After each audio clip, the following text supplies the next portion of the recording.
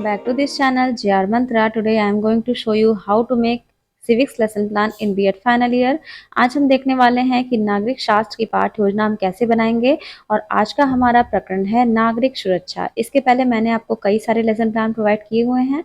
I hope कि वो सब आपके लिए हेल्पफुल होंगे। तो चलिए स्टार्ट करते हैं हमारा आज का ये लेसन प्लान। सबसे पहले यहाँ पर आप लिखेंगे कक्षा, आपका जो भी क्लास होगा। इसके बाद आप पाठ्य योजना नंबर लिखेंगे, आपकी जो भी पाठ्य योजना नंबर होगी वो आप लिखेंगे। इसके बाद आप लिखेंगे पीरियड या कालांश, आपका जो भी क्लास का पीरियड होगा आप लिखेंगे। इसके बाद है आपका सब्जेक्ट, सब्जेक्ट में आप लिखेंगे नागरिक शास्त्र। इसके बाद है आपका स्कूल, आपकी टीचिंग स्कूल में लगी होगी, आप उस शिक्षण संस्थान का नाम लिखिएगा। इसके बाद है आपका डेट, आपकी टीचिंग स्टेट को होगी, आप डेट लिखिएगा। देन आपका आता है अवधि या ड्यूरेशन, आपकी टीचिंग क्लास जितनी देर की होगी, जितनी ड्यूरेशन की होगी, यहाँ पर आप लिखेंगे। नेक्स्ट आपका आता है प्रकरण। आज का क्या टॉपिक है? नागरिक सुरक्षा।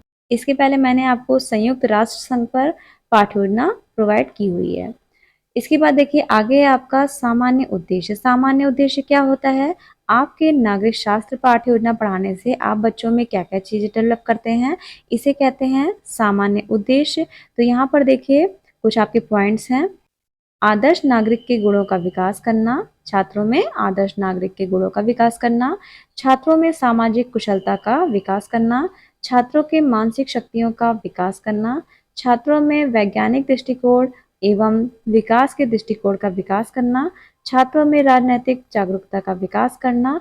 ये आपके कुछ पॉइंट्स हो गए। इसके बाद है आपका विशिष्ट उद्देश्य, मीन्स आपका जो आज का टॉपिक है नागरिक सुरक्षा। तो नागरिक सुरक्षा टॉपिक पढ़ाने से आप बच्चों में क्या क्या चीजें डेवलप करते हैं, इसे कहते हैं हम विशिष्ट उद्देश्य, मीन्स स्पेसिफिक ऑब्जेक्टिव्स। तो इसमें भी कुछ आपके पॉइंट्स हैं। छात्रों को नागरिक सुरक्षा से संबंधित हवाई हमले, छात्रों को नागरिक सुरक्षा से संबंधित हवाई हमले तथा भूकंप से बचने की विस्तृत जानकारी प्राप्त होगी। नागरिक सुरक्षा पाठ से वह अपने देश, मुल्क आदि की सुरक्षा कर सकेंगे। छात्र किसी प्रकार की आपदा से बच सकेंगे। तो ये हो गया आपका विशिष्ट उद्देश्य। इसके बाद है आपका शिक्षण सहायक सामग्री। आपके टीचिंग के दौरान जो जो चीज़ें आपको हेल्प करती हैं टीचिंग में, ये सारी चीज़ें होती हैं आपकी शिक्षण सहायक सामग्री। तो देखिए चौक, डस्टर, श्यामपट्ट, प्राथमिक उपचार में प्रयुक्त सामग्री, चार्ट इत्यादि। तो ये हो गया आपके शिक्षण सहायक सामग्री। इसके बाद अब हम देख लेते हैं आगे पूर्व ज्ञान। पूर्व ज्ञान क्या होता है? आपका प्रीवियस नॉलेज। जब भी आप बच्चों को कोई भी टॉपिक पढ़ाते हैं तो हमेशा उनको पूर्व ज्ञान से संबद्ध करते हैं ताकि बच्चों को आसानी हो जो आप टॉपिक पढ़ा रहे हैं वो समझने में। तो देखिए छात्रों को नागरिक सुरक्षा के बारे में सामान्य जानकारी है, ये आप बच्चों से एक्सपेक्ट कर रहे हैं। अब है आपका आगे इंट्रोडक्शन, मीन्स प्रस्तावना। ये क्या होता है? आप बच्चे से कुछ इजी क्वेश्चन पूछते हैं जो बच्चों के पूर्व ज्ञान से संबंधित हो, ताकि आप बच्चों से क्वेश्चन करें, बच्चे उसका आंसर करें और आगे जो भी आपका टॉपिक है वो बच्चों के द्वारा ही आंसर के रूप में प्राप्त हो, ये आपको ध्यान देना है। तो देखिए आपके सारे क्वेश्चन आंसर एक दूसरे से संबंधित होने चाहिए, ये आपको विशेष रूप से ध्यान देना है। इसके बाद आप देख रहे हैं टीचिंग मेथड आपकी क्या होगी? प्रश्नोत्तर विधि। ये आपका क्वेश्चन आंसर मेथड है, क्योंकि आप बच्चों से क्वेश्चन करेंगे, बच्चे उसका आंसर करेंगे। तो देखिए आप बच्चों से क्वेश्चन कैसे करेंगे।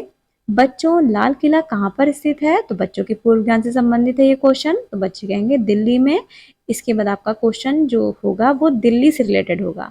दिल्ली किसकी राजधानी है? तो बच्चे कहेंगे भारत की। अब आपका नेक्स्ट क्वेश्चन भारत से रिलेटेड होगा।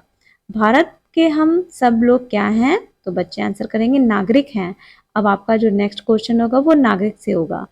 बाढ़, भूकंप, महामारी जैसी प्राकृतिक आपदाओं के आने पर नागरिकों की सुरक्षा करना क्या कहलाता है? तो बच्चे कहेंगे नागरिक सुरक्षा। इसके बाद नागरिक सुरक्षा से रिलेटेड आपका नेक्स्ट क्वेश्चन होगा, नागरिक सुरक्षा से आप क्या समझते हैं? तो यहाँ पर समस्यात्मक आ जाएगा। ये आज का आपका टॉपिक था नागरिक सुरक्षा।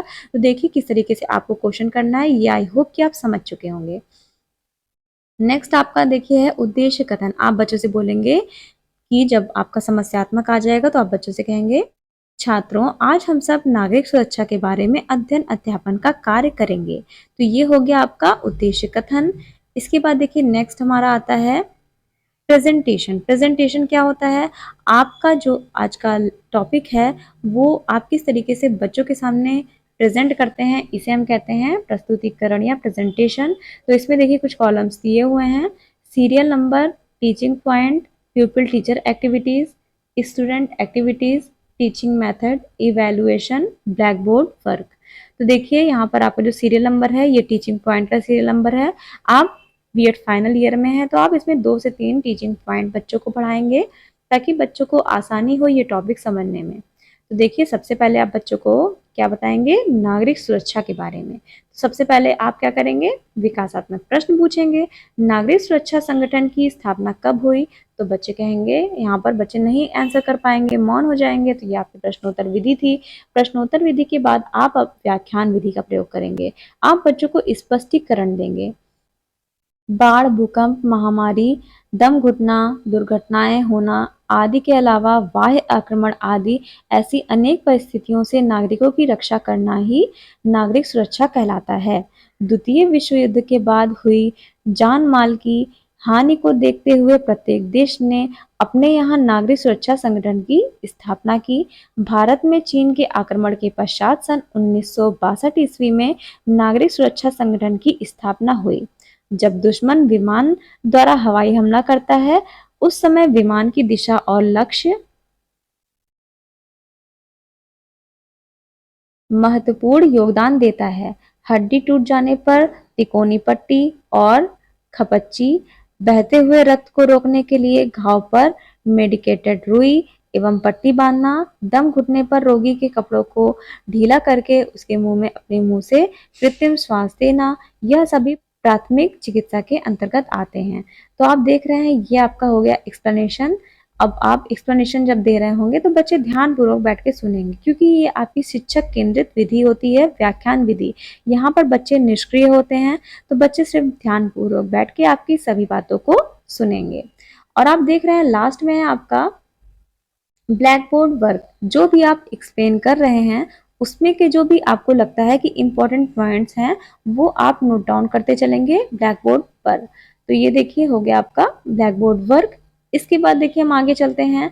ये आपका बोध प्रश्न होगा। बोध प्रश्न क्या है, जब भी आप एक्सप्लेनेशन देंगे उसके बाद आप बच्चों से बोध प्रश्न पूछेंगे ताकि बच्चों से आप जो भी क्वेश्चन कर रहे हैं आप बच्चों को इवेल्युएट कर सके कि बच्चों को समझ में आया कि नहीं आया। तो देखिए हड्डी टूट जाने पर क्या करते हैं, दम घुटने पर रोगी के साथ क्या करते हैं। तो इस तरीके से जो भी आपका एक्सप्लेनेशन है उसमें से आप कोई भी क्वेश्चन कर सकते हैं। यह आपकी प्रश्नोत्तर विधि दोबारा प्रयोग होगी। इसके बाद देखिए आपका श्यामपट्ट सारांश। श्यामपट्ट सारांश क्या है, जो भी आप ब्लैक बोर्ड वर्क कर रहे थे अब आप बच्चों से कहेंगे अपने अपने नोटबुक में नोट करने को। तो देखिए श्यामपट्ट पर लिखी बातों को बच्चे अपनी कॉपी पर नोट कर लें, ये आप बच्चों को इंस्ट्रक्शन देंगे। इसके बाद आप देखिए ये एक और ब्लैक बोर्ड वर्क है, आप इसे भी देख लीजिए कि किस तरीके से ये लिखा जाएगा ब्लैक बोर्ड पर। इसके बाद अब हम आगे चलते हैं। आगे आता है आपका निरीक्षण कार्य। जो भी आप चीजें बच्चों को बोलेंगे अपने अपने नोटबुक में लिखने के लिए, अब आप क्या करेंगे, क्लास में राउंड लगा के देखेंगे, इंस्पेक्शन वर्क करेंगे। छात्राध्यापिका कक्षा में घूम घूम कर निरीक्षण करेंगी। ये हो गया आपका निरीक्षण कार्य। अब है आपका पुनरावृत्ति के प्रश्न। आप जितना एक्सप्लेन किए हैं आप उसमें से कोई और भी क्वेश्चन करेंगे ताकि बच्चों को दोबारा इवेल्युएट कर सकें। जब दुश्मन विमान द्वारा हमला करता है तो उस वक्त किस यंत्र का प्रयोग किया जाता है, ये बच्चों से आप क्वेश्चन करेंगे। प्राथमिक चिकित्सा से आप क्या समझते हैं, ये आप बच्चों से क्वेश्चन करेंगे। तो ये हो गया आपका प्रश्नोत्तर विधि। अब आप देख रहे हैं आगे गृह कार्य। आप बच्चों को होमवर्क दे देंगे। छात्र या छात्राएं अपने आसपास के क्षेत्र में जाकर सूचना एकत्र करें कि क्या वहां कभी आग से दुर्घटना हुई है, यदि हाँ तो लोगों ने बचाव के लिए क्या उपाय किए। तो ये हो गया आपका होमवर्क। आई होप कि आपको समझ आया होगा। अगर आपको ये एक्सप्लेनेशन काफी बड़ा लग रहा है तो आप क्या करिएगा, इस एक्सप्लेनेशन को 2 पार्ट्स में डिवाइड कर लीजिएगा, ठीक है। तो ये हो गया आपका एक्सप्लेनेशन। तो मैं आपको बता देती हूँ कि अगर आप पहला टीचिंग पॉइंट डाले हैं नागरिक सुरक्षा, तो आप दूसरे शिक्षण बिंदु में क्या लिखेंगे, प्राथमिक उपचार, ठीक है। तो आप 2 शिक्षण बिंदु बनाकर इस एक्सप्लेनेशन को आधा आधा डिवाइड करके पढ़ा सकते हैं बच्चों को, अगर आपको ये ज़्यादा लग रहा है तो चलिए हम मिलते हैं अपने नेक्स्ट वीडियो में। आई होप कि आपको ये लेसन प्लान समझ में आया होगा। हमारा नेक्स्ट टॉपिक क्या होगा हम देख लेते हैं। हमारा नेक्स्ट टॉपिक होगा केंद्र, राज्य व समवर्ती सूची। आई होप कि आपको ये लेसन प्लान इजी लगा होगा। तो चलिए हम मिलते हैं नेक्स्ट वीडियो में। Thank you so much guys for watching this video. अगर आपने मेरे चैनल को सब्सक्राइब नहीं किया है तो सब्सक्राइब करके बेल आइकन प्रेस कर दीजिएगा ताकि आने वाले वीडियो की नोटिफिकेशन आपके पास आ जाए। Thank you so much guys for watching this video.